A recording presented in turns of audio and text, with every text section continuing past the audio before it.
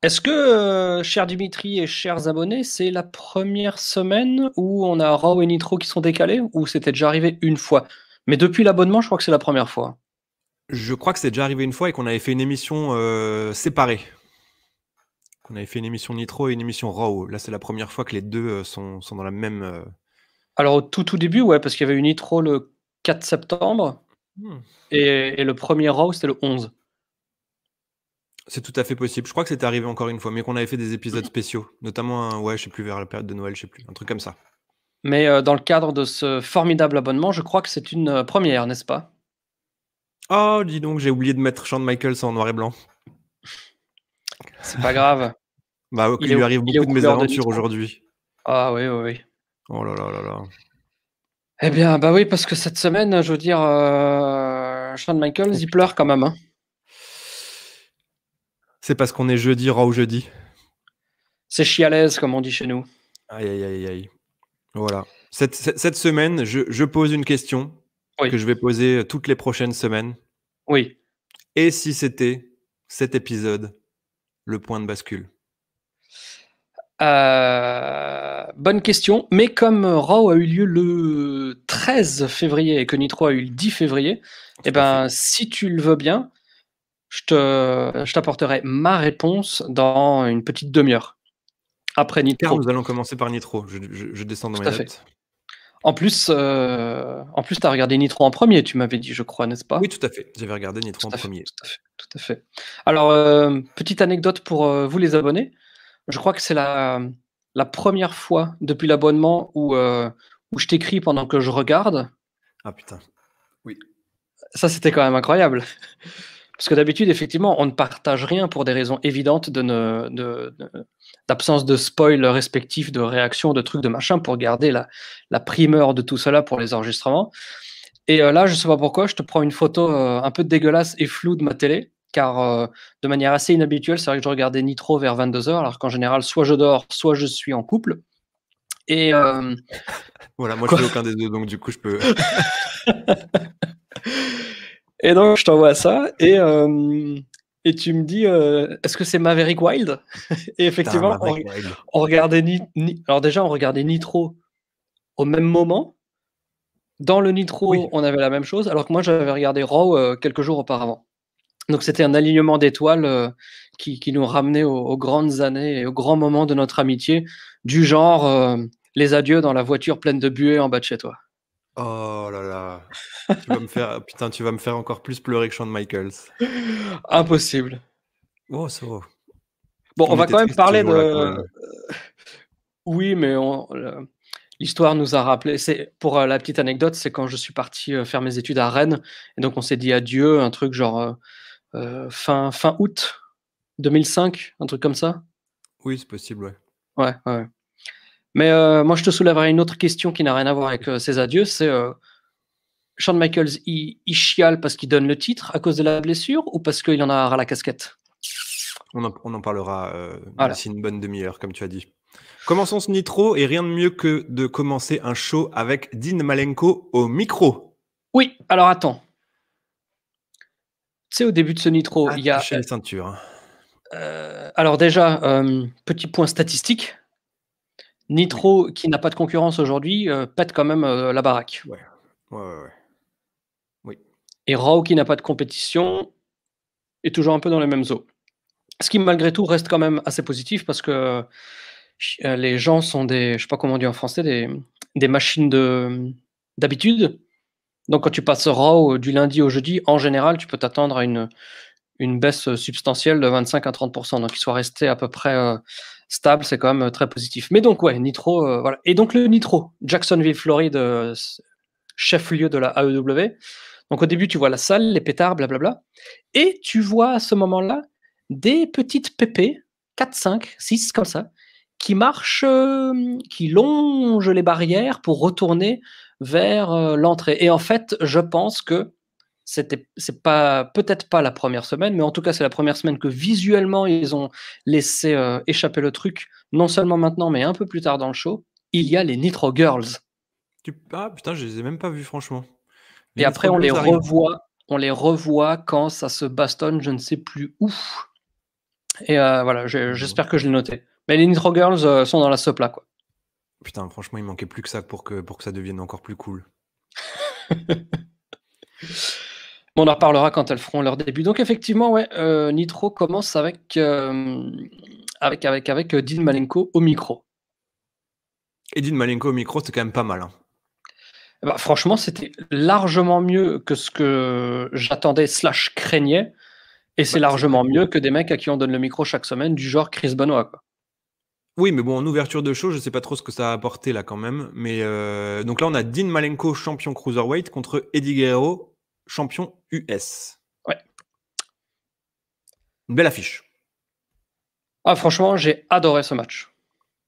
Le peu de match qu'il y a. Oui, le peu de match, mais il a quand même duré un petit instant, comme dirait l'autre.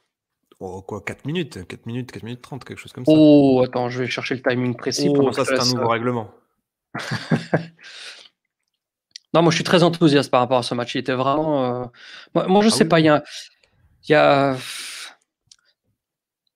Starrcade 97, Malenko et Eddie Guerrero, opener. Pour moi, c'est toujours un bijou référence. Et là, pareil, dans ce match-là, il y avait un spot qui moi me fait, alors je sais pas si c'est mon œil technicien d'ancien briscard ou machin truc, mais il y a Dean Malenko qui envoie Eddie Guerrero dans le coin, il court vers lui, boot sur Dean Malenko qui se retourne, Eddie Guerrero court et là power slam. Oui. Et ce power slam, c'est toujours la plus belle chose que ces deux mecs arrivent à faire ensemble parce que je sais qu'ils ne se touchent pas quand ils font le power slam. C'est-à-dire qu'ils coordonnent de manière quantique. Hein. Malenko qui fait ça, Eddie Guerrero qui saute. Et donc, tu vois ce truc, mais ils se touchent même pas. Il y a à peine un contact des corps. Et c'est une des plus belles choses qui existent dans le catch. J'ai les larmes aux yeux. C'est un peu comme, comment s'appelle, Gwenaël Pesra, et je ne sais plus quelle était sa partenaire de patinage artistique. Ah, la meuf qui avait pas fait de régime. Quoi, Pesra? Parce qu'il pèsera sa partenaire avant de passer sur la glace.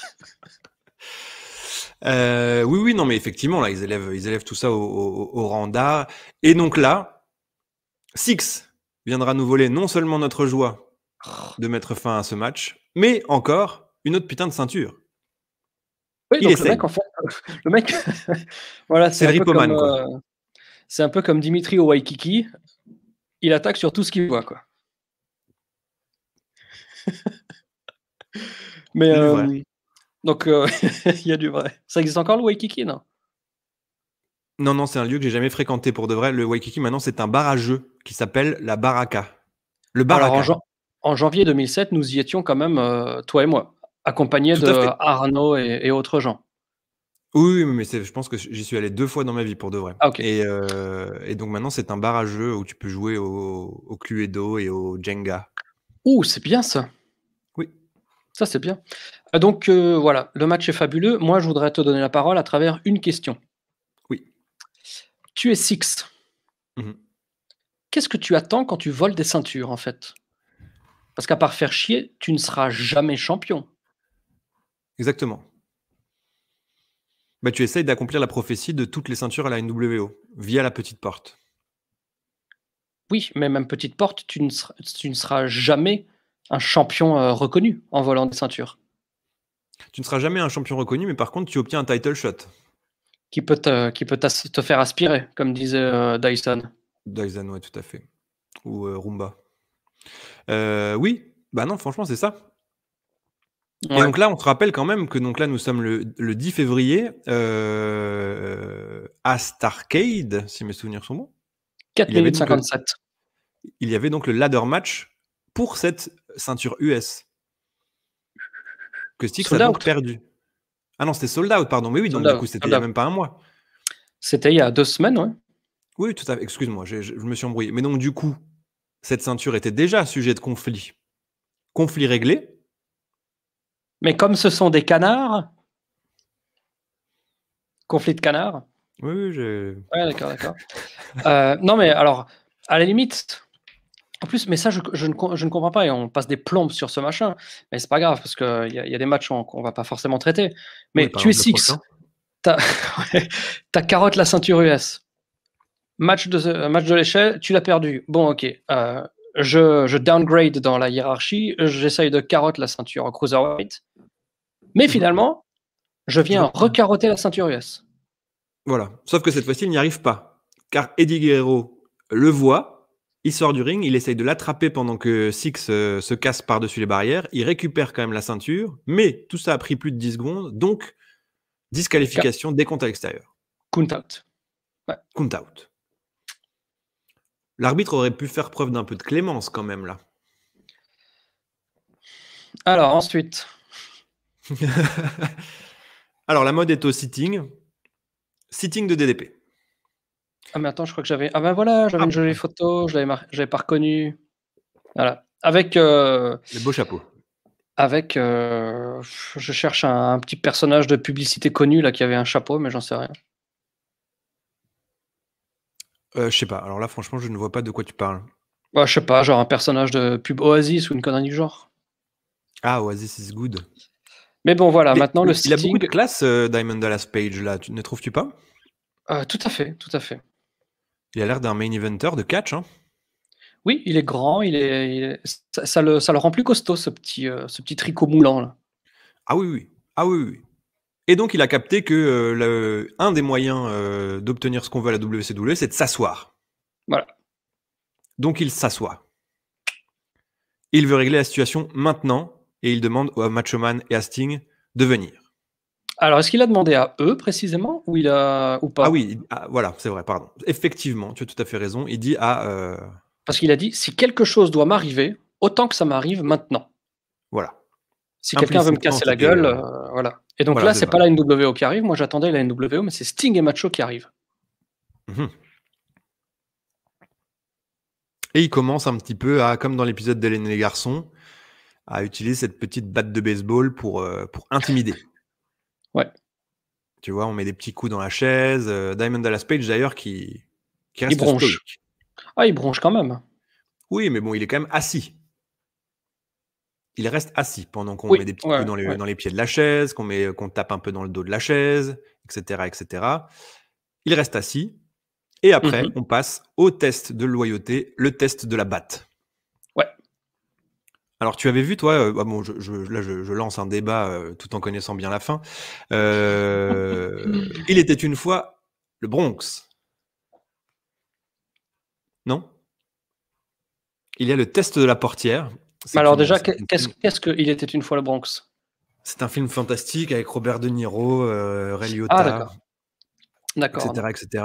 Et c'est l'histoire d'un jeune, d'un jeune homme d'ailleurs qui s'appelle Calogero et d'un jeune garçon qui est pris sous l'aile d'un grand mafieux qui lui apprend la vie, tu vois, au Mmh. sein du Bronx, de quoi, comment survivre, etc. Et il lui fait passer le test de la portière et il lui dit voilà, quand tu as ton premier rendez-vous avec une femme, tu conduis. Attends, je sais plus maintenant ce que c'est le test de la portière. Ah, je croyais que c'était genre, on laisse la portière ouverte, on verra si quelqu'un vient voler la voiture, car on est dans le Oui, non, c'est Bronx. ça. Oui, voilà, le test de la portière. Excuse-moi. Donc, tu vas d'abord lui ouvrir la porte. Elle s'assoit donc à sa place de la Place PT, n'est-ce d'Hume, pas? ouais. Voilà. Et là, tu observes si elle se penche pour t'ouvrir la porte à toi ou si elle reste stoïque au sein de la voiture. Si elle se penche pour t'ouvrir la porte à toi, c'est que tu peux l'épouser. C'est le test de la portière. Ouais, je trouve ça con, quoi. Pourquoi?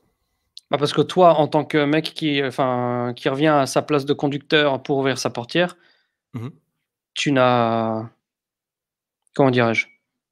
Quand tu viens du côté, de ta demoiselle en convoitise et que tu lui ouvres la portière, ça ne C'est te la Monday demande Night War, hein, abonnez-vous. ouais, abonnez-vous. Ça ne partagez surtout. Ça ne te demande aucun effort, si ce n'est les 4 pas pour recontourner le capot. Encore une fois, c'est la valeur symbolique. Est-elle là que Oui, pour elle ou est-elle là pour l'entité que peut devenir le couple? ouais, l'effort l'effort d'ouvrir une portière, en plus aux US où un mec sur deux a un SUV alors qu'il fait 500 mètres sur du bitume plat. Il était une fois dans le Bronx, c'est un film assez ancien, hein, n'est-ce pas? Ah, donc c'était des vélos alors, c'est ça? Voilà, tout à fait, c'est un pouce-pouce. Je sais pas. Pour avoir fait de la C'est la voiture. symbole du geste de venir. Ouais, mais c'est tellement relou d'essayer d'ouvrir la porte du conducteur si tant est que tu arrives à saisir la portière, parce que c'est même pas dit. Pour moi, c'est pas relevant. Du coup, c'est le test de la portière. Mhm. Et c'est devenu une scène qui est un peu culte de films de mafieux, etc., etc. Là, c'est le test de la batte qui consiste à faire exactement la même chose qu'à chaque fois, à savoir donner la batte à la personne, se tourner et voir s'il te frappe. Voilà. Il frappe Diamond pas. Dallas Page remplit parfaitement le test de la batte. Alors, ce que j'aime bien, c'est que Sting, il est complètement de dos. Oui. Donc, Sting, il est genre là, tu vois, vraiment parallèle à moi. Mais Macho Man, il est à 90 degrés. Donc, il fait comme ça et il regarde DDP. Donc, c'est pas vraiment le. Oui. Macho Man avait un accoutrement, tu n'as pas de photo de ce passage, il avait un accoutrement assez. Tu avais l'impression qu'il avait vraiment beaucoup de couches, un peu comme Joey dans Friends quand il veut se Accoutrement. prémunir de Non, je n'ai pas de photo. petite copine qui lui met beaucoup, beaucoup de coups. Par contre, mardi prochain, j'ai un gif de Vader qui se prend, bam, qui saigne. Oh putain, ça pisse là. Ouais, mardi prochain. Oui. Oui, donc voilà. Bah écoute, DDP a demandé à ce qu'on lui montre des vraies couleurs, comme dirait l'autre, et effectivement, tout le monde est plutôt clean. Oui, oui, oui, oui. Alors là, aucun mot n'a été prononcé pendant ce segment. Mhm. Pour quelqu'un qui avait dit je veux des explications et je veux régler la situation maintenant. Écoute, par exemple, tu demandes à une nana, je voudrais des explications, je voudrais savoir où est-ce qu'on en est. Je Elle peut demande très jamais bien, ça, moi. elle peut très bien t'embrasser pour te faire comprendre. Elle n'est pas obligée de te dire, je pense que. Donc, Elle se l'explication. retourne. Et là, un petit coup dans la crépine, comme dirait Flash Gordon. Ouais. Non, mais tu vois, l'action a valeur d'explication pour moi. Donc, il n'y a pas de souci là-dessus.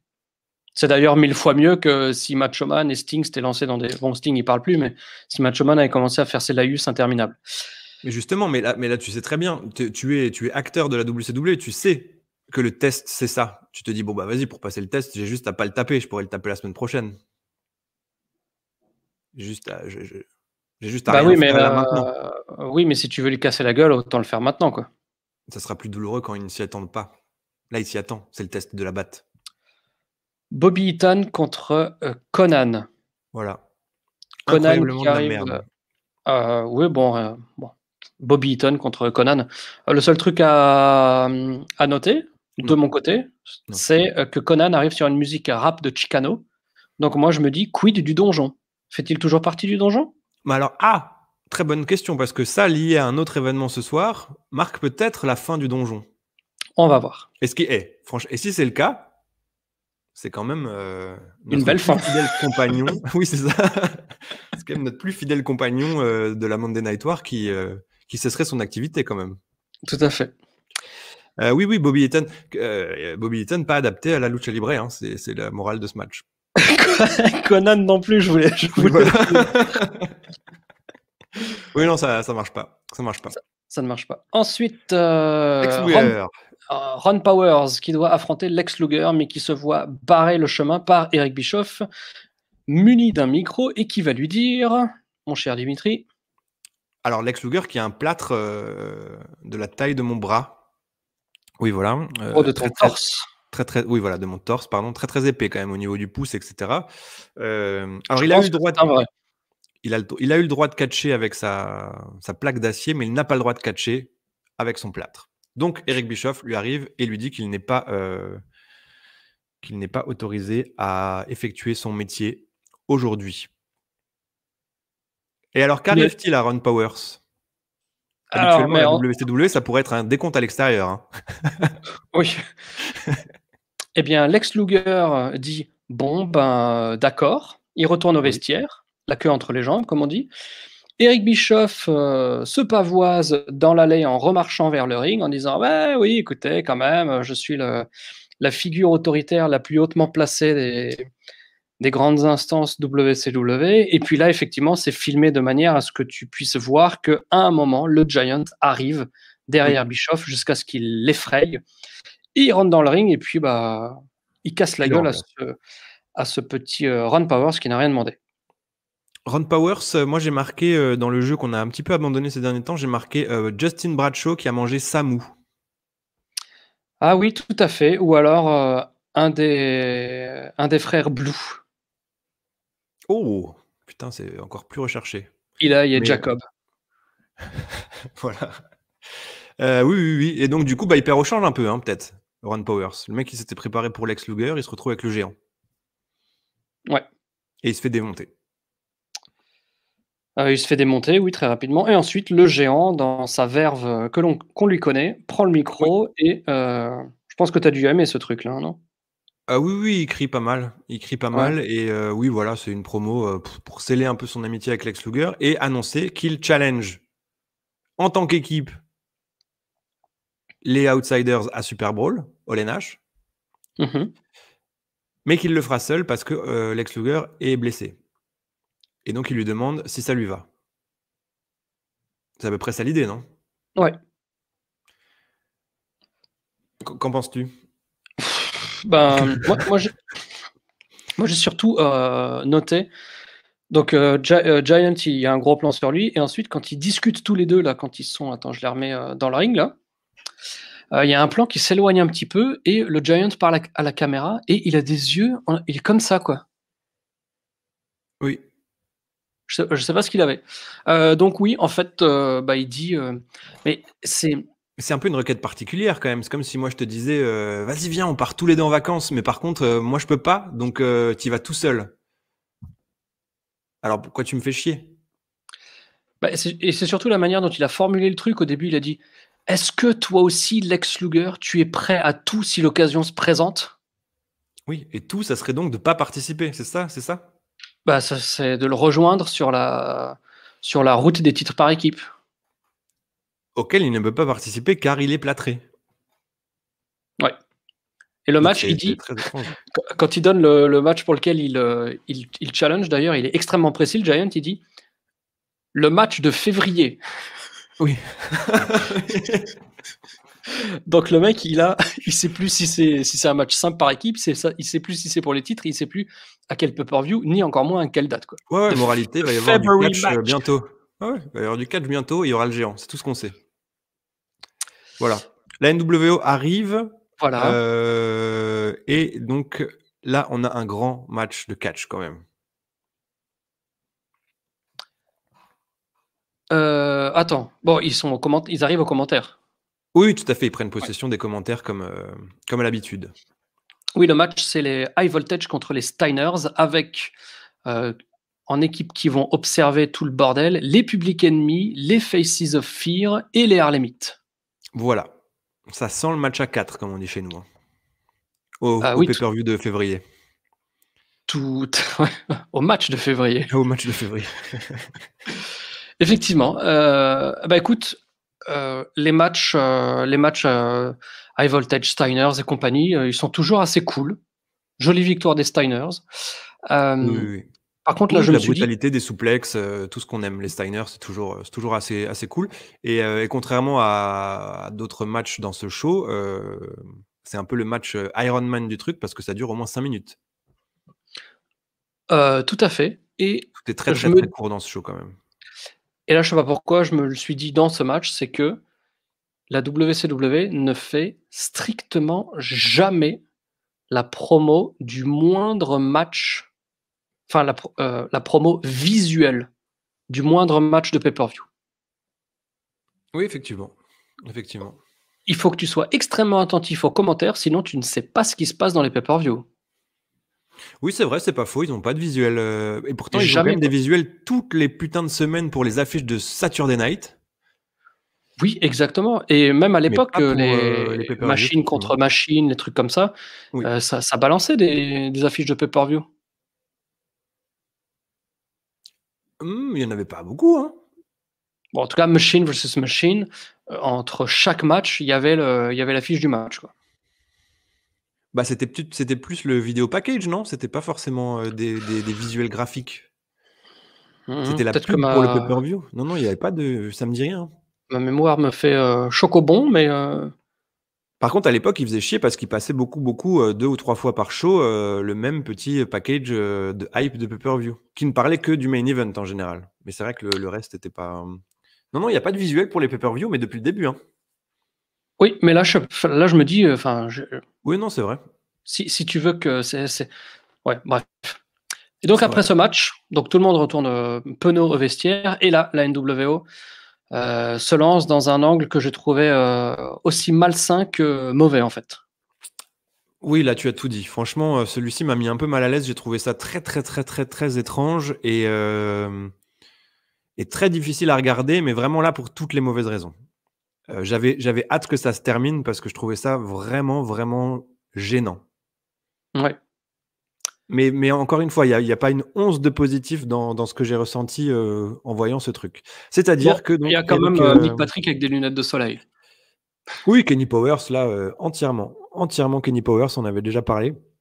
Donc là, oui, Eric Bischoff, dit qu'il y a quelqu'un qui souhaite lui parler. Alors il est très condescendant dans le ton et cetera et cetera et ce quelqu'un, c'est donc Randy Anderson qui s'est fait virer la semaine dernière, il y a 2 semaines? Ouais, ou il y a 2 semaines. Et donc il arrive avec, sa femme qui est, le sosie officiel de Arabesque, si tu te souviens? Oh, Murder, She Wrote, série préférée d'Ohana Exactement, quand elle était petite. exactement. Bah, écoute, Arabesque et donc ses 2 petits-enfants, alors je ne sais plus comment c'était Chase et Montana, je crois. Chase et Montana, mais Montana, c'est la fille. Oui, oui, tout à fait.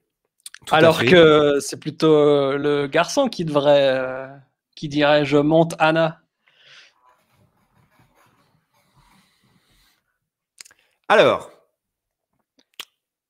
tu les as pas là, tu as pas la notre belle famille là? Non, malheureusement, j'ai pas la belle famille, mais bon, disons que c'est l'américain moyen, quoi.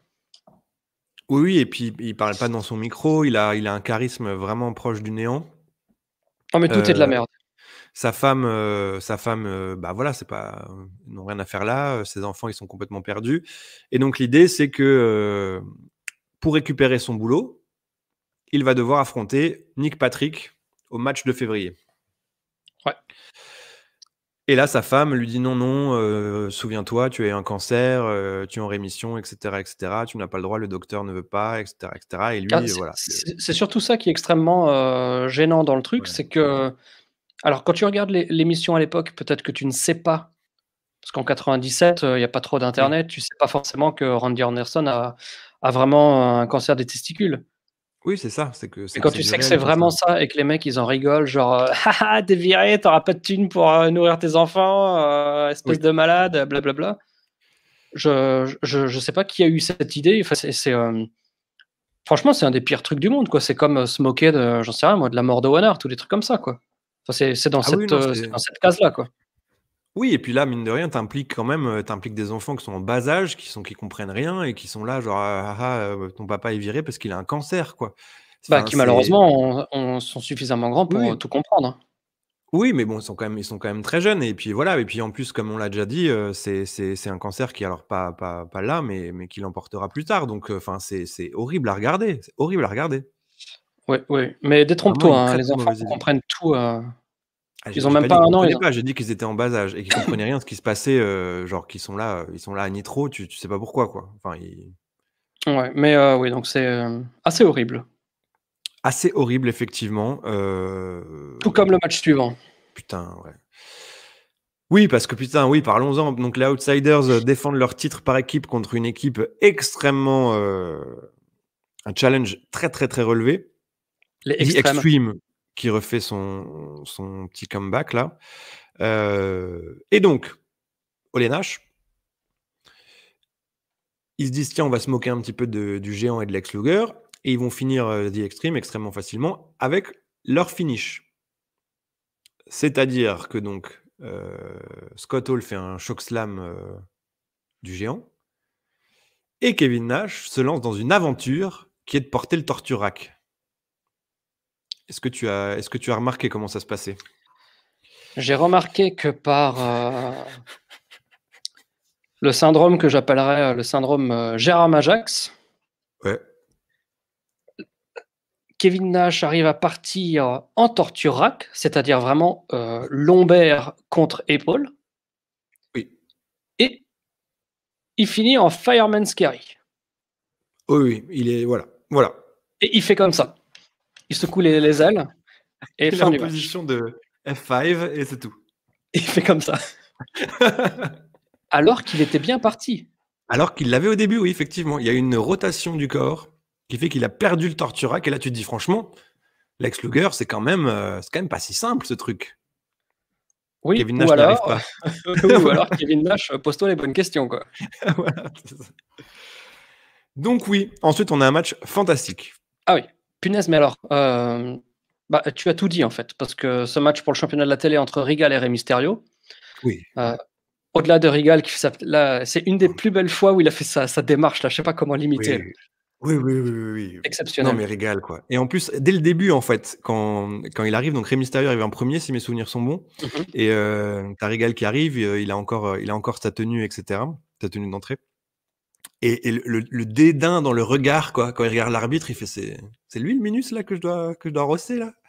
c'est vraiment tellement condescendant. Enfin, il est extraordinaire. Mais tu sens qu'il s'amuse vraiment pendant tout le long, quoi. Il est tout à fait extraordinaire, et donc le match se termine Ça, c'est pour grand, ça. la 150e fois par la limite de temps des 10 minutes qui n'est jamais moussée ni rien. Donc voilà, le match s'arrête, personne ne comprend, blablabla. Donc les mecs Alors, j'ai fait ma n'apprennent pas. recherche. La limite de Ouais. temps des 10 minutes intervient à 6 minutes 56. Voilà, c'est ce que je Voilà. voulais dire. C'est que dans la génialité des matchs de Regal, bien souvent, je me dis, oh bah la vache, déjà 10 minutes. Et là, je me suis dit, oh la vache, déjà 10 minutes? Et c'est la première fois où je me suis dit, non, honnêtement, c'est Non. impossible que ça fasse 10 minutes. Jamais de la vie, ça peut pas faire 8:30 ni 9. Effectivement, même pas 7 minutes. Alors, Donc, c'est un finish de merde à 2 niveaux parce que donc tu as effectivement la question du timing et tu as aussi mhm. la question de la cloche, si tu as bien fait attention. Oui, tout à fait. Tu veux te lancer là-dedans ou Bah, qu'est-ce qu'il y comment? a à dire? La cloche retentit, on sait pas ce qui se passe. Une fois, il y a Mais non. un son de cloche et après, il y a recloche 30 secondes après. Bah oui, tu vois que du coup la story en fait c'est que Rey Mysterio est en position de gagner 1, 2 et là time limit avant 3. Oui, C'est ça le finish. Sauf que comme tu l'as dit, 15 secondes avant, le timekeeper croyait que c'était le finish. C'est-à-dire qu'il y a 1, 2 et là il y a un tout début de cloche et il dit ah putain merde non putain c'est pas encore maintenant. Et donc là tu comprends ce qu'ils veulent faire, tu dis ah putain merde ils vont faire gagner Regal au compte de 2 en disant que c'est la fin du match. Peu importe à quel moment ça arrive en fait. oui, non, mais Et donc oui, c'est un gros raté parce que tu vois que c'était trop tôt et que c'était sur l'action d'après que devait avoir lieu ce finish de merde avec la cloche. Et donc tu as vraiment 1, 2, cloche qui sonne, time limit. Alors qu'il n'y a eu aucune signification de temporalité pendant tout le match.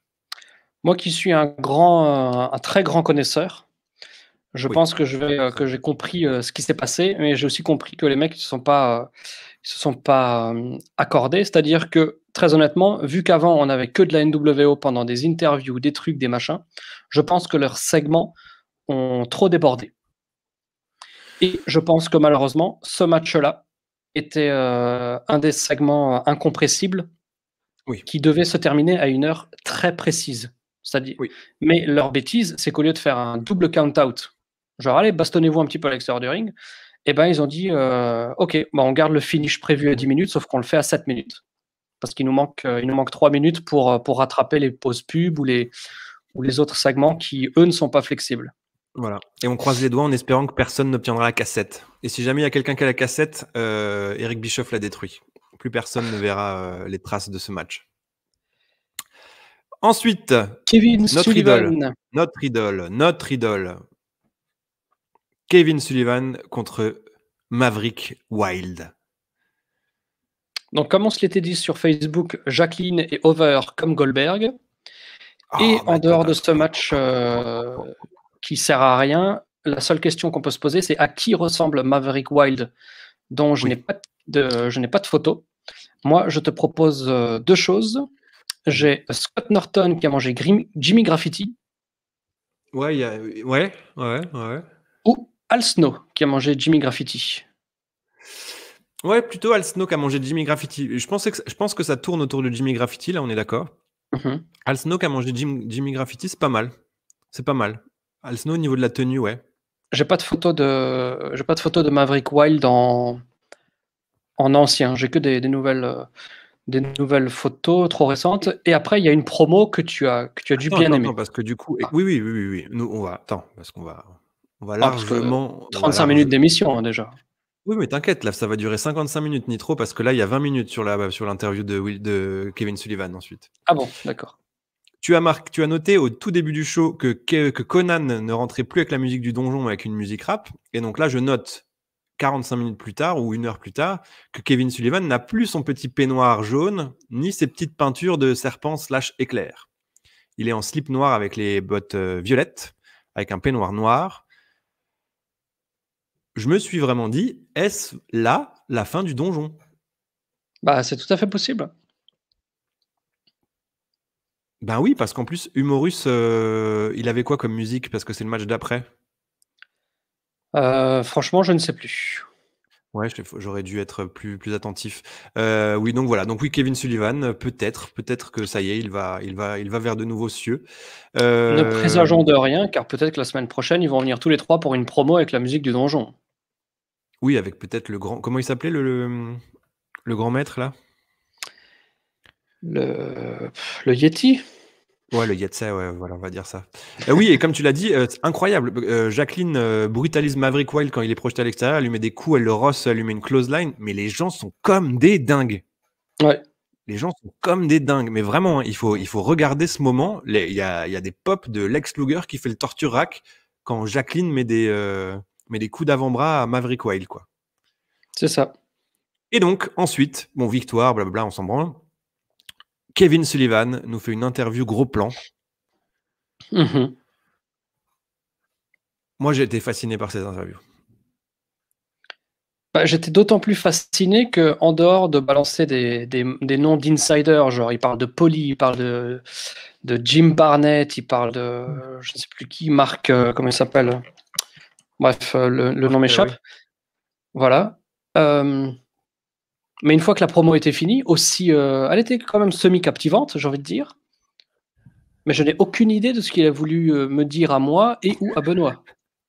Moi, j'ai marqué shoot parce que c'est vraiment un peu shoot quand même. Hein. Et comme tu dis, il cite pas mal de noms, etc. Moi, j'ai marqué shoot de Kevin Sullivan. Le mec parle en code comme s'il était sur écoute en temps de guerre. Ouais, c'est un peu ça, ouais. C'est ce que j'ai marqué. T'as vraiment l'impression qu'il veut t'exprimer quelque chose, mais qu'il va camoufler tous les mots importants pour pas qu'on puisse comprendre. Et je me disais, mais qu'est-ce qu'il raconte? J'essaye vraiment, mais je ne comprends pas ce qu'il essaye de me dire. Je sais pas. Je vois qu'il y a un message, mais qu'il le dissimule pour qu'une seule personne puisse le comprendre. Et cette personne, c'est sûrement pas moi. Ah bah, c'est encore moins moi, hein. Voilà, c'est ça. Par contre, j'ai compris ce qu'a dit, Jacqueline quand elle s'adresse à Woman. Moi, je viens d'une communauté et toi, tu Toi, viens tu d'un viens de la voisinage. non, justement, toi, tu viens de la C'est l'inverse. communauté, moi, je viens du voisinage. J'ai écrit exactement la même chose. Donc là, c'est pas notre interprétation, c'est vraiment ce qu'elle dit. Hein.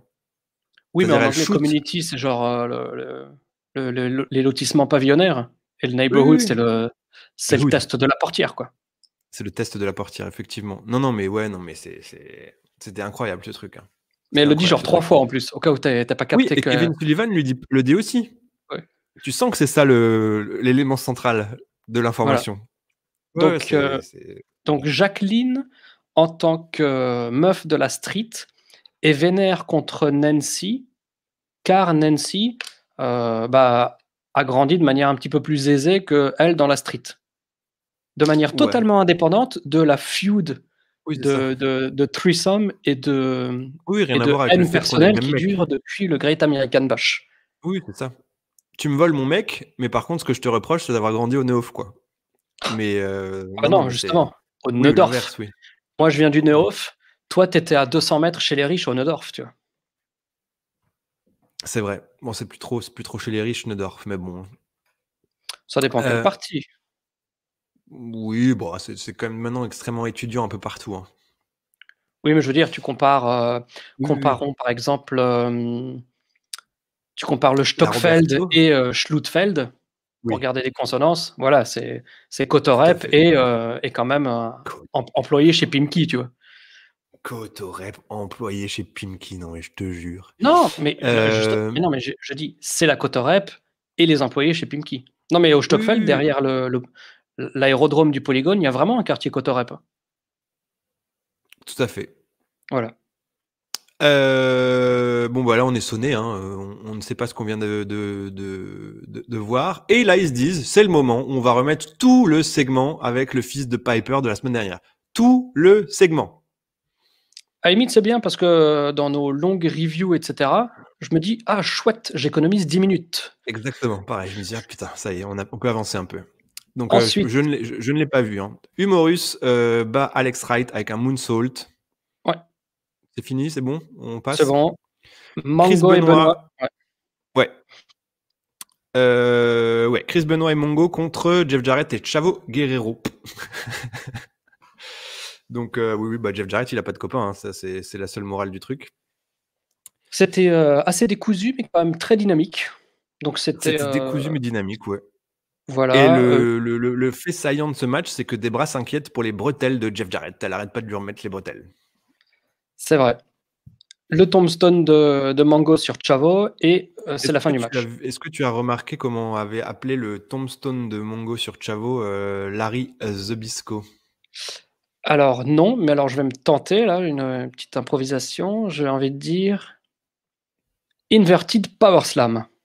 Ah non, non, pas du tout, mais c'était un commentaire raciste parce que du coup, ça arrive sur Chavo.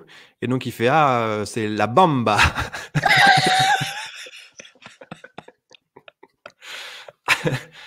Voilà. Donc, le tombstone, quand c'est porté sur des Mexicains, c'est la bomba.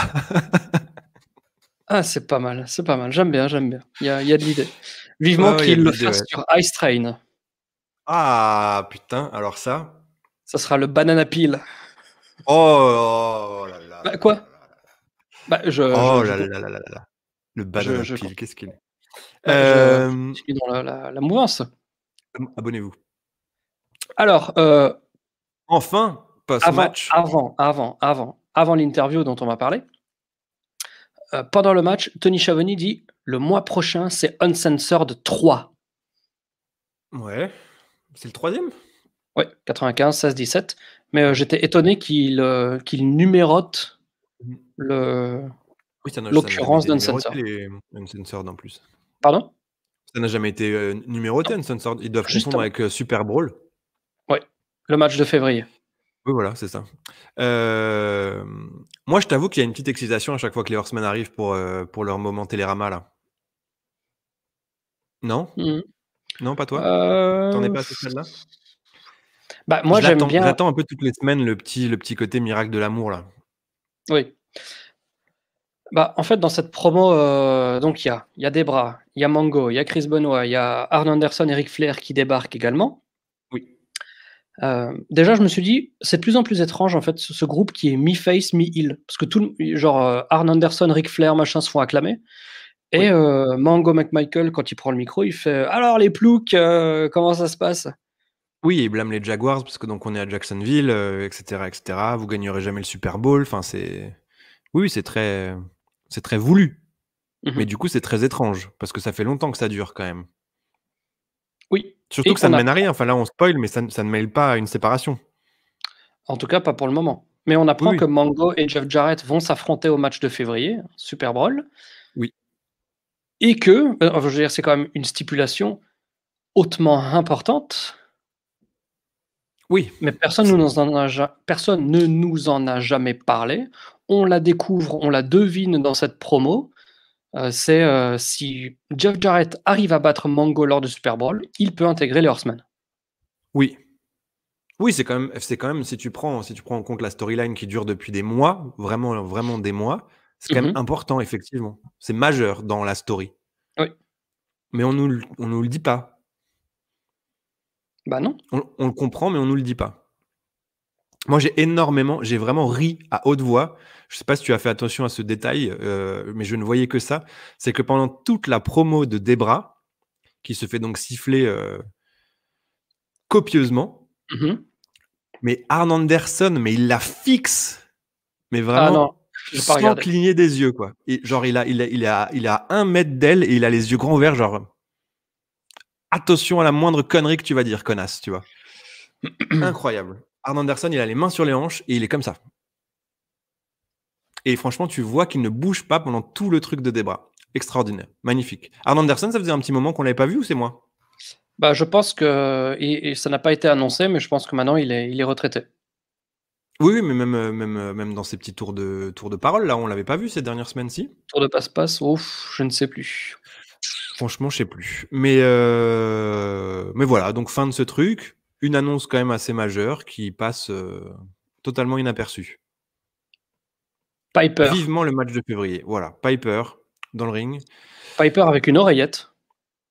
Piper avec une oreillette et Hogan via satellite. Voilà.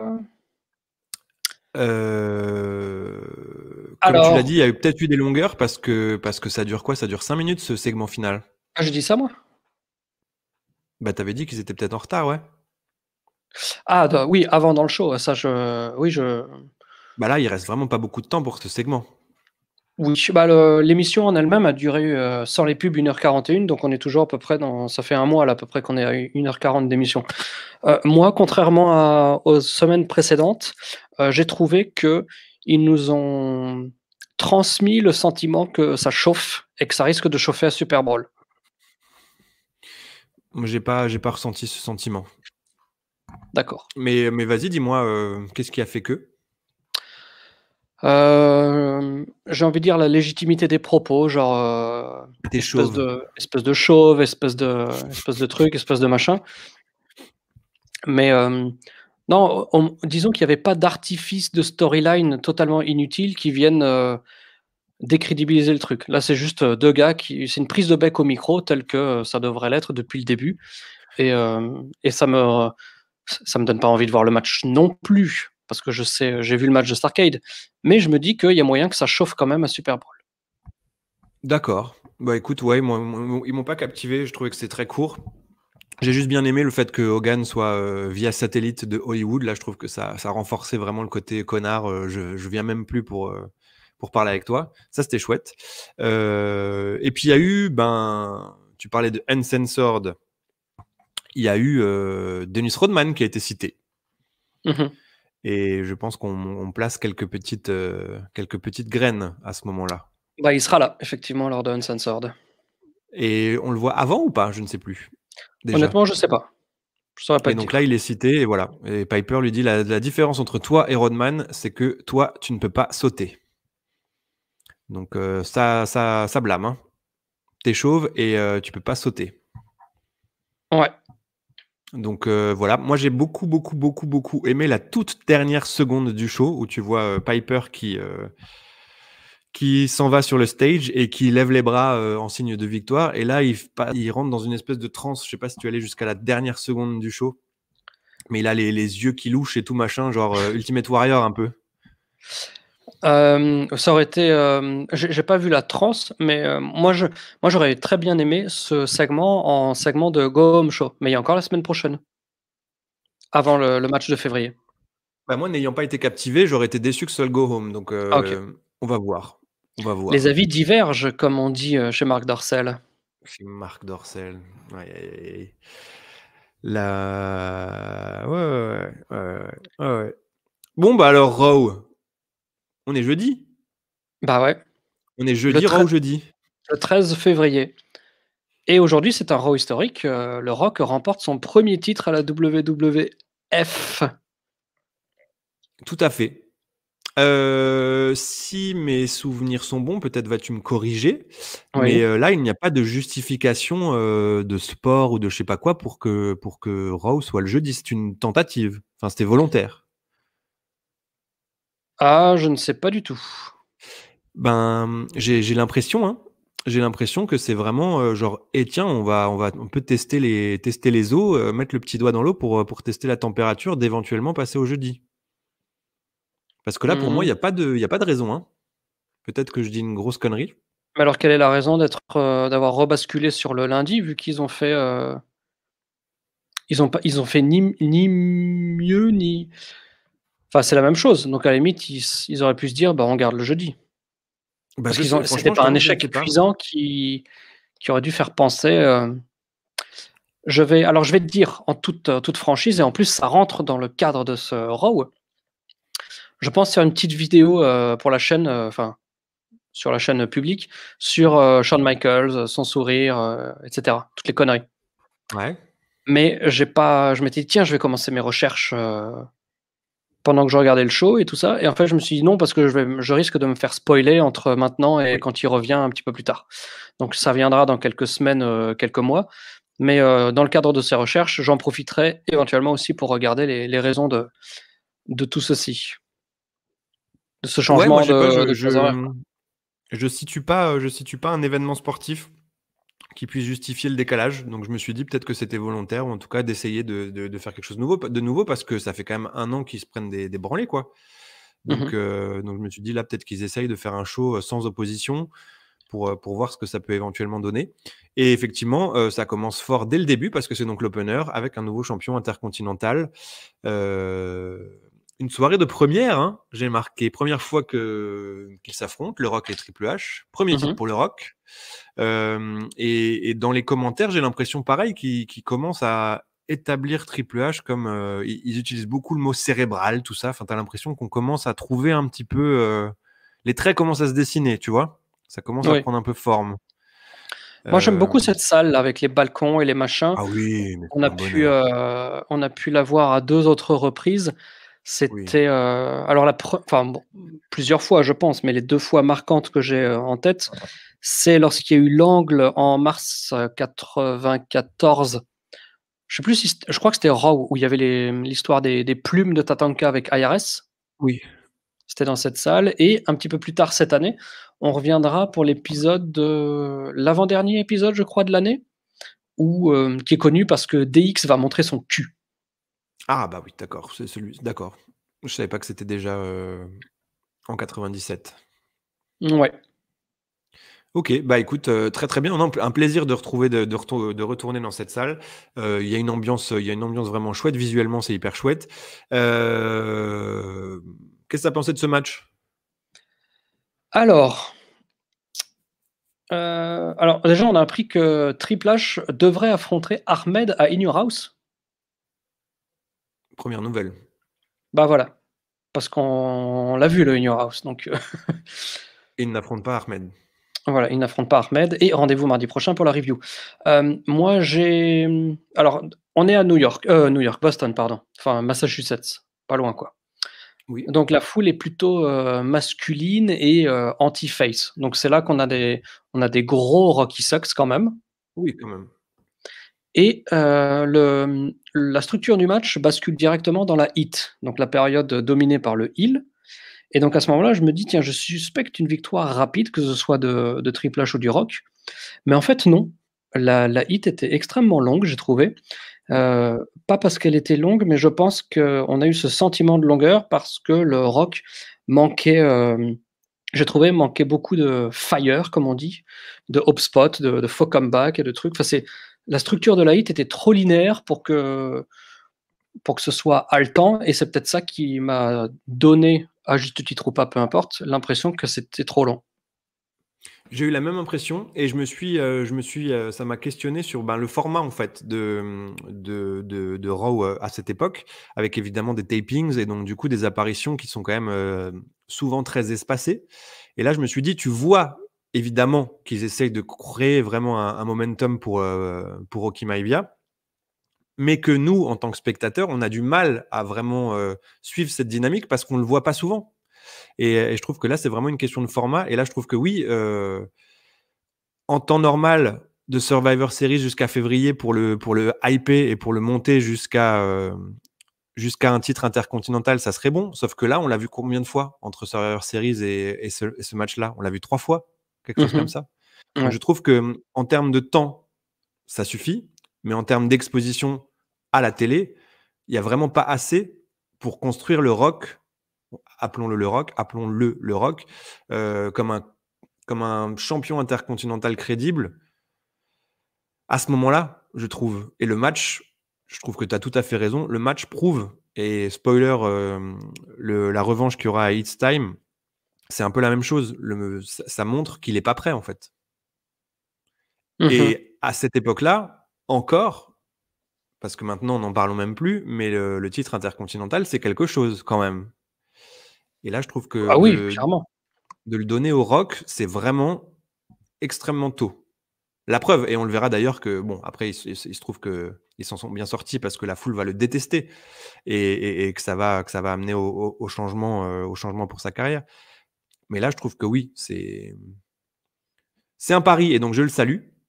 Mais par contre, je trouve que c'est très tôt. Et dans l'exécution, la foule pop, mais tu sens que c'est une foule de smart qui pop parce qu'il y a un changement de titre et qui sont là pour vivre un moment, tu vois. Mais pas pour la victoire du Rock. Nous, si on va voir Raw, on va être content s'il y a un changement de titre, peu importe ce qui se passe, peu importe qui c'est, parce qu'on va pouvoir dire ah, il s'est passé quelque chose au Raw auquel on a assisté, tu vois. Ouais.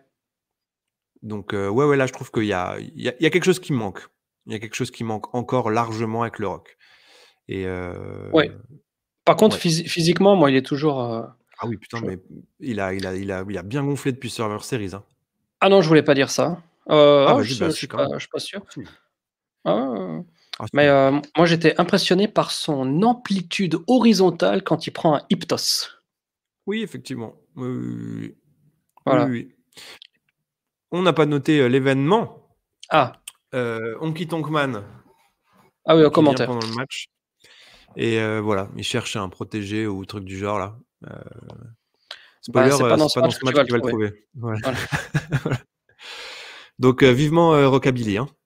Spoiler. Ah bon? OK.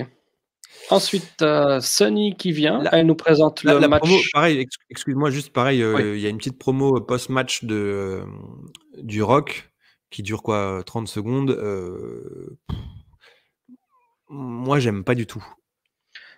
Bah, non, bah, c'est C'est toujours un vraiment le petit peu les gentil, mêmes symptômes avec, oui, des babyface qui n'ont pas trouvé leur truc et qui sont babyface uniquement parce ils sont bisounours, quoi.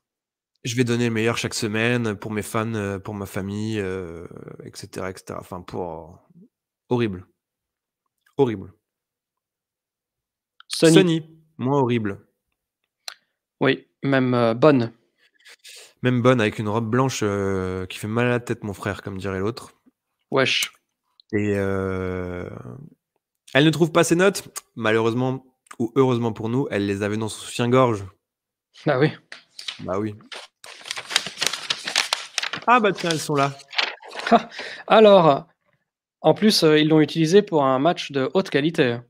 Oui! Les Aldo Headbangers Montoya contre Aldo Montoya et ah merde, j'ai déjà oublié, putain. et Bob Ah oui, Holly. Bob Holly. Je croyais que tu faisais Sunny. Non, non, non, non, non, mais par contre après elle dit, moche et trash. Et Trash? Ouais, trash. On lui en tiendra par rigueur, hein, Tiens, car elle est bonne comme tu dis. je vais te proposer d'ailleurs, j'ai des vraies notes sur ma feuille, c'est des titres pour les vidéos que j'ai faites avec, Jean-Marc Ferry. Ah oui. Alors, la science est un défi pour la philosophie. Les dogmes de la science défient la philosophie. Ou les dogmes scientifiques contredisent la physique quantique. Je dois choisir? Qu'est-ce que tu préfères? Qu'est-ce qui te donnerait le plus envie de cliquer? Le 1er. OK. Moi, j'ai mis le troisième pour le référencement.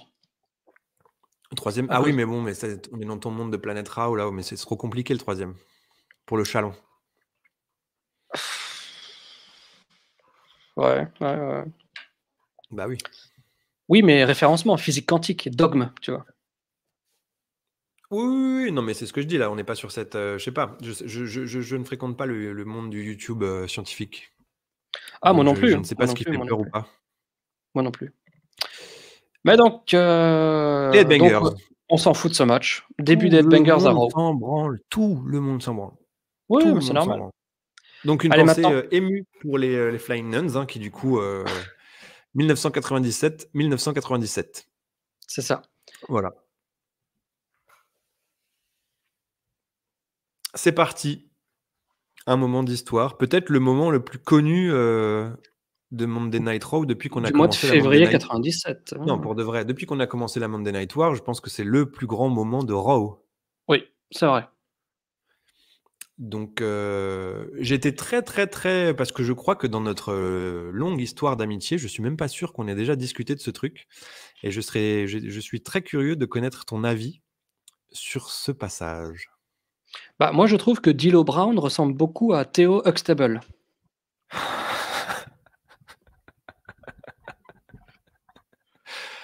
Ouais, il y a Hop du là. vrai, hein, il y a un peu du vrai, hein. Bon, il est un peu plus joufflu quand même, hein. Oui, oui, bah, Théo, père de famille, quoi. Quand Théo il dans se sera ass Community, ah bah, voilà, ouais. toi qui as revu Community récemment. Bon, j'ai regardé 10 minutes d'un épisode. J'étais déçu par mes souvenirs que j'en avais. Et bah, écoute, Je me désolidarise. alors ça sert à rien de décrire ce segment. Oui. Gros donc mais on va plutôt, débriefer, sur le truc. Moi, j'ai mis 3 lignes. J'ai mis interview Shawn Michaels chiale, tout le monde chiale. Ouais. Voilà. Mais donc moi, la question, c'est il chiale à cause de quoi? Parce que, est-ce qu'il chiale parce qu'il doit, vacanter la ceinture à cause de sa supposée blessure au genou? Si c'est le cas, je veux bien qu'il chiale. Mmh. Ou alors est-ce qu'il chiale parce que, il a pas pu tenir la pression, parce que, il avait un emploi du temps trop chargé, parce qu'il n'osait pas dire non, il disait oui à tout, toutes les apparences, comment on dit apparence en français? Les Apparitions. sollicitations. Toutes les apparitions publiques, les trucs, les machins. Mais s'il chiale à cause de ça, n'était-ce pas lui-même qui revendiquait fièrement il y a quelques semaines encore qu'il était le hardest working champion Mmh. et que c'était la locomotive de la WWF? Mmh.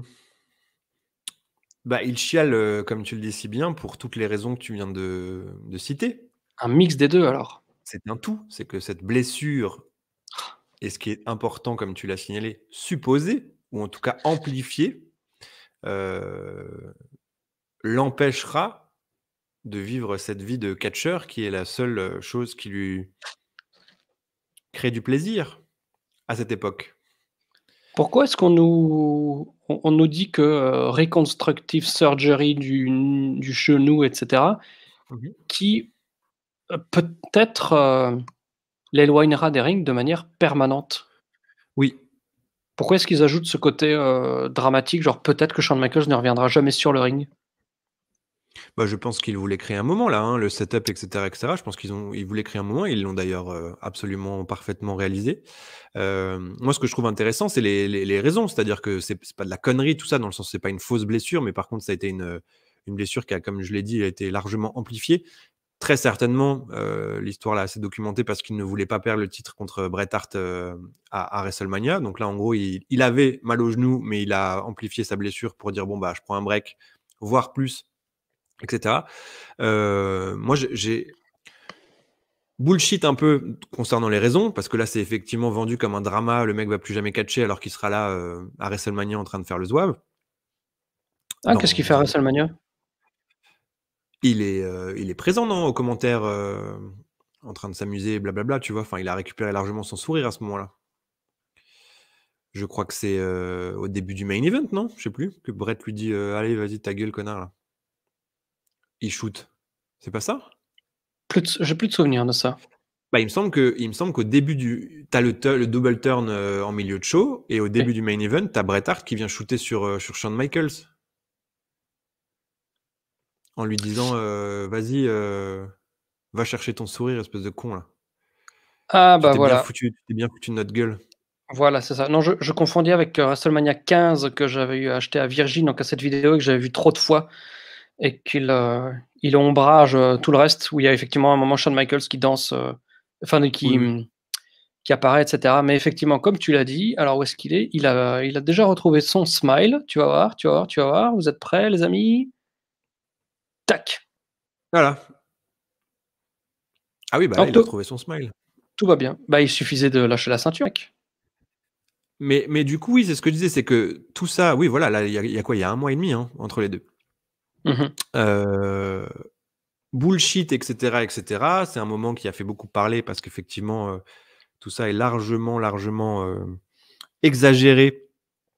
Mais je trouve que dans l'exécution, c'est merveilleux. Moi, j'adore ce truc. Et même en sachant que c'est de la connerie, j'ai un peu la larme à l'œil tellement Shawn Michaels est prodigieux dans ce truc. Oui, non, c'est sûr que l'angle, il est, bah, il y a rien à redire, quoi. Le speech de Shawn Michaels, je pourrais le revoir 25 fois dans la journée. Je trouve qu'il met une émotion qui est extraordinaire. Il a l'air profondément touché, il a l'air absolument convaincu par ce qu'il dit, alors que, comme dit, l'histoire a certainement montré que, ben, je pense que même là, il savait qu'il allait très vite revenir, en fait, je pense. Euh, c'est vraiment, enfin, je trouve qu'il a les bons mots. Tu as des visages en pleurs dans le public qui donnent à ce moment quelque chose d'extrêmement, extrêmement dramatique. Sa façon de partir comme s'il disait vraiment au revoir, en fait. Mmh. C'est extrêmement, extrêmement bien joué et je pense que là, à ce moment-là, tu es à 99 convaincu que Shawn Michaels, tu le reverras jamais et que là, tu viens de vivre l'histoire. Donc c'est vraiment extrêmement convaincant dans son interprétation du truc. Bah, il a quand même, les larmes ont coulé, je veux dire, il a vraiment Ah oui, pleuré. oui. Oui, et puis cette phrase, un peu légendaire dans l'histoire du catch, voilà, j'ai perdu beaucoup de choses et l'une d'entre elles, c'est mon sourire. Je trouve que c'est vraiment hyper bien trouvé. Heu, un grand moment de catch, moi, c'est je ouais, je Ouais. j'adore. J'ai franchement, j'ai presque encore un peu j'avais un peu la larme à l'œil en voyant ce truc et je me dis: «Putain, mais c'est incroyable de 25 ans après, en sachant évidemment que le mec revient dans 1 mois et demi, d'être ému par un discours, par un faux discours d'adieu», tu vois? Grand Shawn Michaels, vraiment grand Shawn Michaels et donc ceinture vacante avec tout un bordel parce que là, c'est vraiment littéralement le premier domino qui va, enclencher une période folle à la WWE et créer une excitation qu'on n'avait pas vue depuis très, très longtemps, je trouve. Bah, depuis le début de la Monday Night War, moi, de Oui, manière générale, on l'a peut-être pas dit en introduction, mais c'est ce Raw. Au début, je m'étais dit: «Ah, en fait, 2 heures de Raw, ça veut dire, 2 heures de Raw». oui, Mais en fait, chemin faisant à travers le show, de manière, progressive jusqu'à la fin du show où je me le confirmais de manière plutôt affirmative, ce show est très différent de tous les Nitro précédents, de tous les Raw précédents, j'ai trouvé. oui, Car salle, car type d'angle, car, ce qui s'y passe. Alors c'est un hasard de calendrier parce que c'est pas forcément ils ont pas booké Shawn Michaels qui lâche sa ceinture, oui, mais oui. c'est le fait, c'est un tout et effectivement, ça, c'est le début. Pour moi, c'est le début aujourd'hui de l'ère Attitude Oui, oui. et ça commence aussi avec, le match suivant. Quand je voyais des photos de ce match, par exemple, dans les magazines Raw que j'achetais à la Maison de la Presse à Strasbourg, eh bien, je me dis: «Mais comment c'est possible qu'il y ait Savio Vega contre l'Undertaker et autour du ring, il y a la Nation of Domination? Qu'est-ce que c'est que ce bordel? Qu'est-ce qui se passe à la WWE que je ne vois plus que depuis quelques mois?» Et j'ai l'impression que tout a changé. Oui, effectivement, vraiment. Il Même y a si le vraiment de match en ça lui-même, donc bon, on s'en fout un peu, quoi. oh, le match, on s'en branle, oui, effectivement. Oui, donc oui. Savio Vega, ben, tu l'avais déjà dit, je crois, toujours pas changé de tenue. C'est quand même Toujours quelque pas. chose, un effort qu'il pourrait faire. Undertaker gagne avec Chokeslam, match complètement random, on s'en fout. Attaqué par la Nation, jusqu'à sauvetage de Ahmed Johnson, qui cette fois-ci a laissé son madrier au vestiaire. Et donc, Ahmed Johnson et Undertaker, malgré quelques petits remous, font maison nette pour la fin du segment. La foule adore. Moi aussi, Ça fait, franchement, ça fait le son match était taf. pourri, mais j'ai trouvé que l'angle était super. Oui, oui, oui. Mais c'est intéressant parce que là, quand même, tu vois Nitro et Raw qui font 1h45 globalement.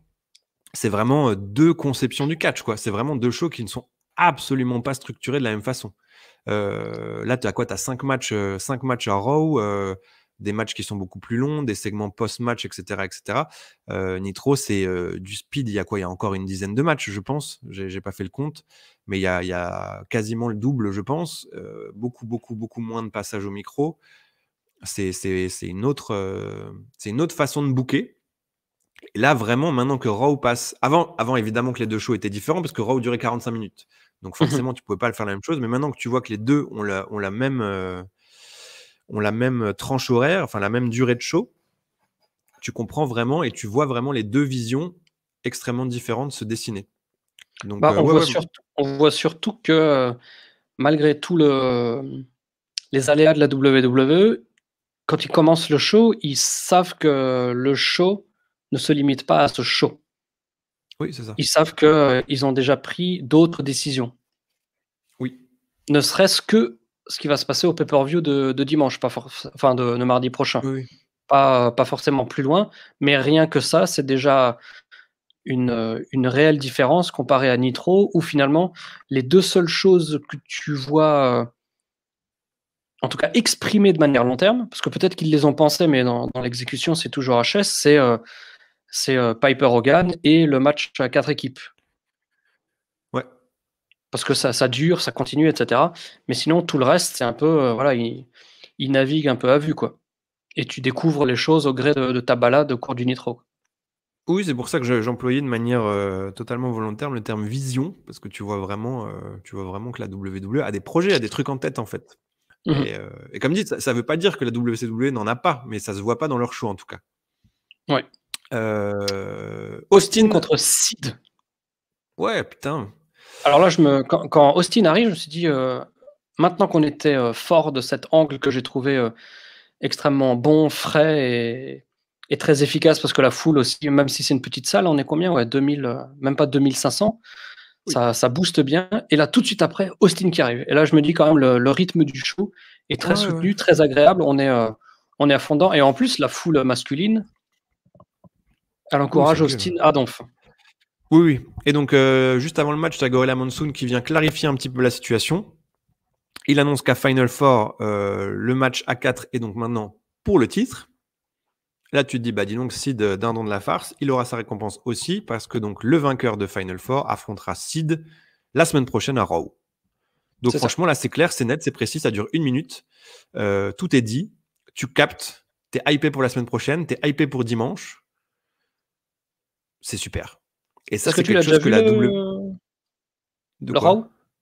Non, D'accord, moi non plus. j'ai pas vu le Raw. Par contre, j'ai vu It's Time. J'ai vu Final Four, pardon. Mais ça tombe bien parce qu'on l'enregistre dans 4 minutes. Mais c'est quelque chose, c'est tout bête, mais je me suis dit, putain, mais ça, c'est la WCW, elle sait tellement pas faire ça. C'est-à-dire que là, t'as Gorilla Monsoon qui vient, vraiment, j'exagère pas, ça dure 45 secondes. Et quand ces 45 secondes sont terminées, t'as tout compris. Tu sais de quoi il va en tenir dans les prochaines semaines. Là. Il te donne la carte de la suite. C'est ça. Et du coup, tu es satisfait en tant que spectateur, bordel de merde. Bah oui, parce Tu dis, que quand tu voilà. regardes la télé, bah, n'oublions pas que c'est de la télé et Oui. que malgré tout, même si nous on décortique, et cetera, le but quand même de la télé, c'est que tu sois capable de consommer et de comprendre tout en ayant ton cerveau quand même semi-éteint, quoi. Ça fait combien de temps, de mois, d'années que la WCW a pas annoncé un match pour le Nitro suivant? Oh. Bah putain, merde, si. Bah oui, non, depuis toujours, hein. Ah oui, d'accord, pardon, je pensais que tu pensais que j'exagérais. Non, Voilà, depuis toujours. là c'est vraiment très, très... Voilà, tout est clair et c'est un vrai plaisir. Ce match est pas mal, moi j'ai bien aimé. Franchement, il était aussi bon que court, j'ai trouvé. Ouais, c'était cool, c'était vraiment chouette. Bret Hart arrive, bagarre avec Austin comme à l'habitude, mais elles sont toujours extrêmement intenses, toujours extrêmement chouettes. Du coup, Sid, pas content. Et donc, bagarre entre Sid et Bret. Et donc là, on arrive toujours à ce qu'on disait les semaines récentes. Tout est entremêlé, tout est chouette. C'est le chaos complet dans la scène de main event. Tout à fait. C'est autant le chaos que Vader avec un micro. Oh, mon Dieu. Abomination. Hein. Bah, Oh, en fait, moi, dans cette interview, j'ai pas noté le verbiage comme ça, mot à mot, Oui.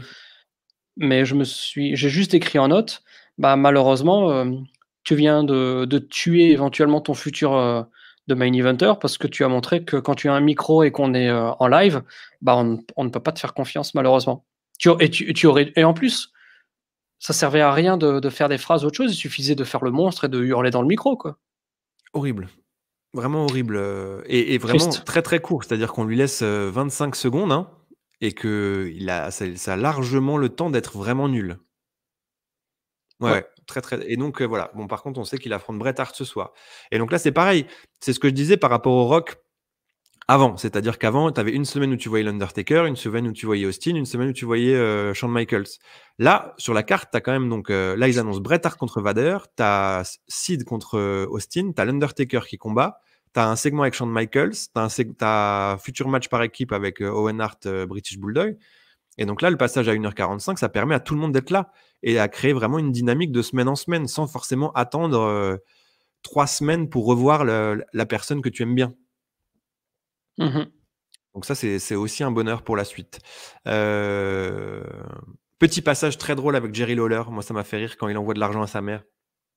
Ouais. Ouais, parce que le nouveau sponsor, c'est Western Union, donc Voilà, donc c'est pour envoyer des thunes et du coup, il fait: «Ouais, j'envoie de l'argent à ma mère pour la Saint-Valentin» et là, la gueule de Vince, c'est vraiment genre, tu vois qu'il tourne la tête, tu fais: «Mais quoi? Pourquoi t'envoies de l'argent à ta mère pour la Saint-Valentin?»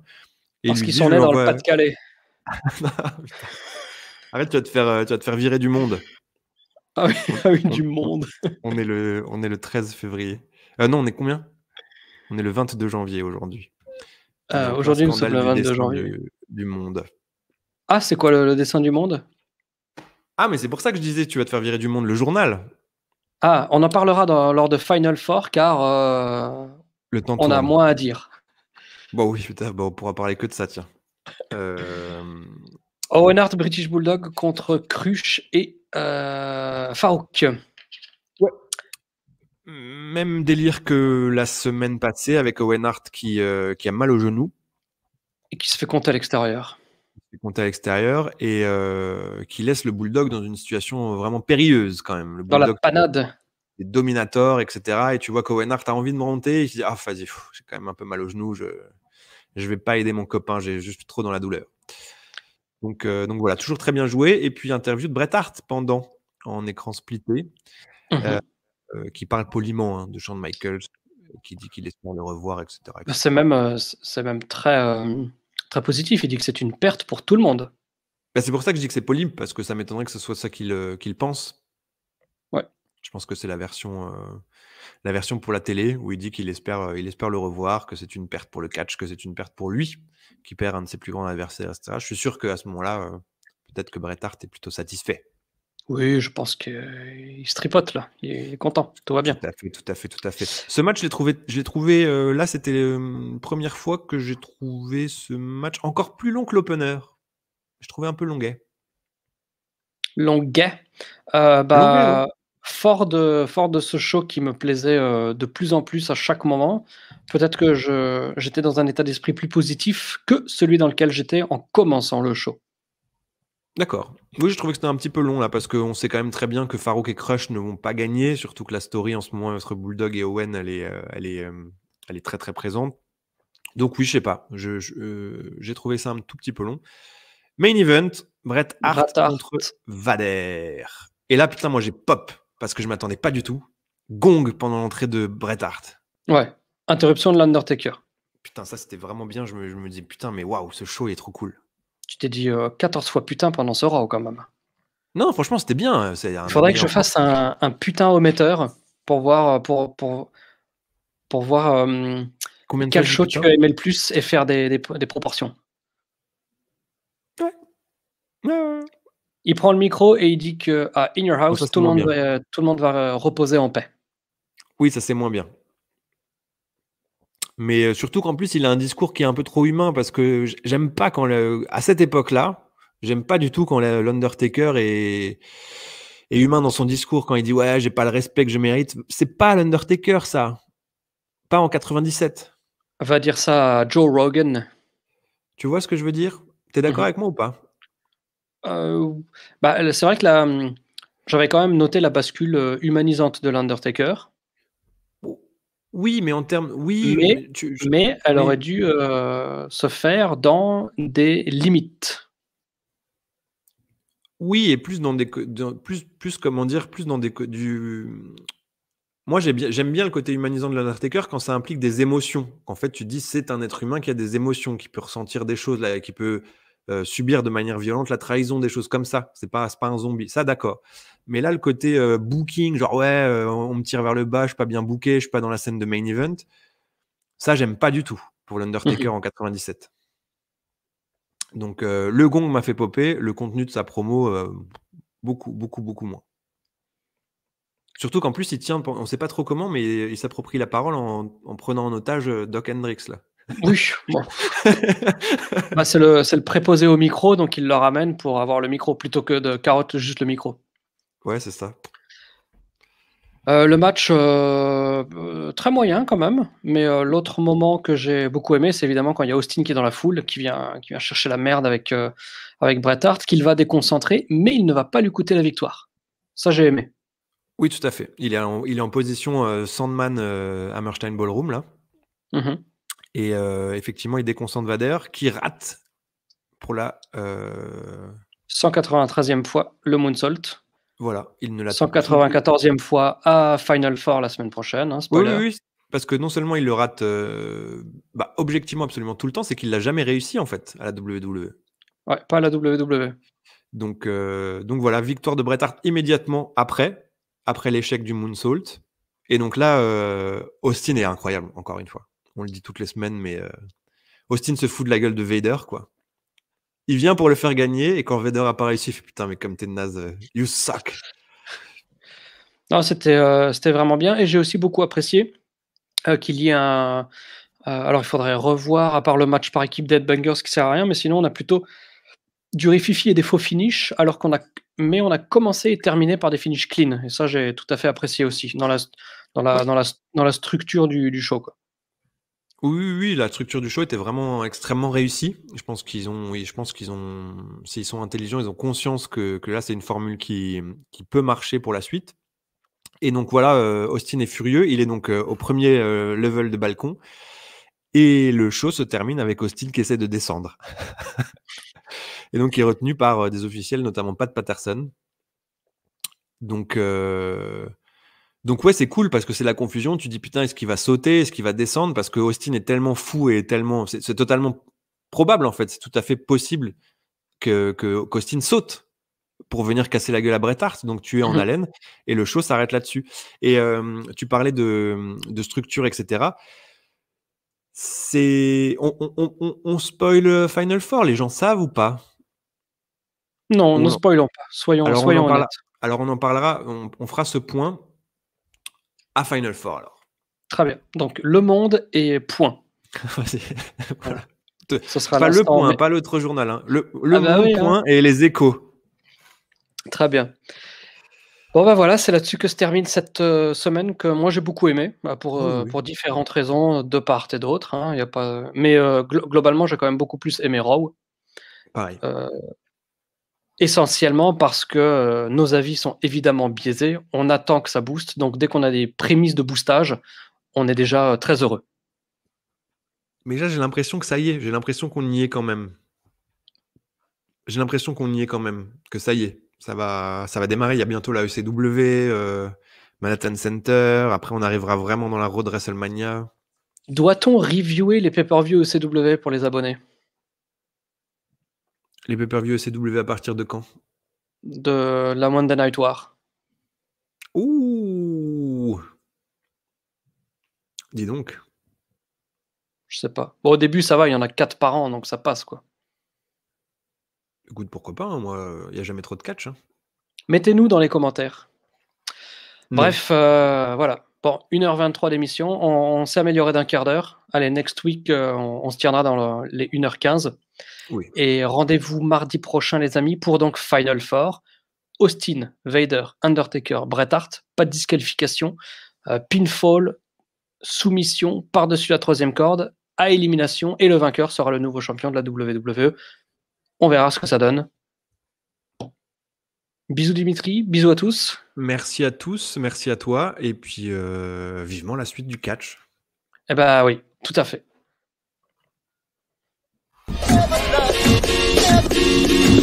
Yeah.